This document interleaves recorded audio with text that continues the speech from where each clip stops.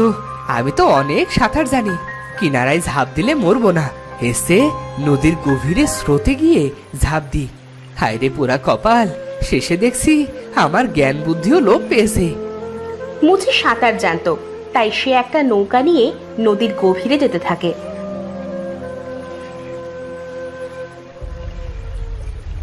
আরে ধুর, কোন জায়গায় এলাম? কোনো স্রোত ট্রোত তো কিছুই দেখতে পাচ্ছি না। বুঝেছি, আর একটু গভীরে যেতে হবে। মুচি নৌকা বেয়ে আর একটু গভীরে যেতে থাকে, কিন্তু নদীর কোথাও আজ কোনো স্রোত ছিল না।